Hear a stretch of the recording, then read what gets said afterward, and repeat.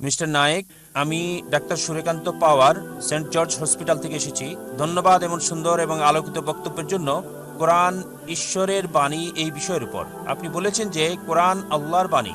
আমার প্রশ্ন হলো, আপনার কাছে ঈশ্বরকে কে সৃষ্টি করেছেন? ঈশ্বরের উৎসটা কি? ভাই খুব সুন্দর প্রশ্ন করলেন যে যদি কোরআন ঈশ্বরের বাণী হয় তাহলে ঈশ্বরের স্রষ্টা কে। খুব ভালো প্রশ্ন।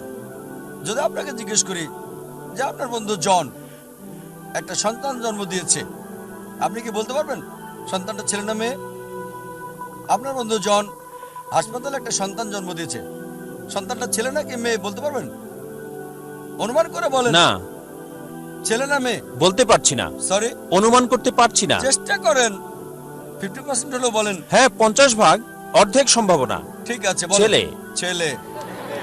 ভাই পুরুষ কি সন্তান জন্ম দিতে পারে? না। এখন এটা ছেলে না মেয়ে? নামটা মেয়ে নাম হতে হবে। আমি আপনাকে বলছি আপনার বন্ধু জন। আমি জানি না কোনো মহিলার নাম জন হয় কিনা। না, আমরা বলবো না। আচ্ছা আচ্ছা, ধরেন আপনার বন্ধু, ছেলে বন্ধু, সে হাসপাতালে গিয়ে একটা সন্তান জন্ম দিল। সন্তানটা ছেলে না মেয়ে? মেয়ে। পুরুষ কি সন্তান জন্ম দিতে পারে? না। এখন বুঝতে পেরেছেন, পুরুষ সন্তান জন্ম দিতে পারে না, তাহলে ছেলে না মেয়ে এই প্রশ্নটা আসে কি করে? তাই বলা হয়েছে ঈশ্বরকে কেউ সৃষ্টি করেনি।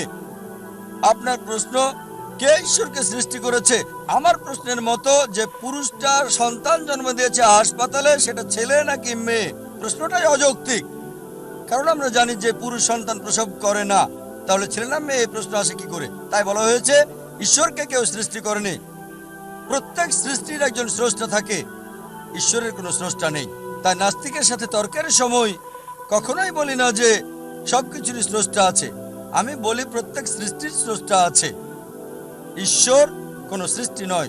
বলা হয়েছে যখনই আমি বলবো ঈশ্বরের স্রষ্টাকে, আর সে ঈশ্বর নয়। ولم يقل له كفوا احد। তার সংজ্ঞা হচ্ছে আল্লাহর কোনো স্রষ্টা নেই। আশা করি উত্তরটা পেয়েছেন।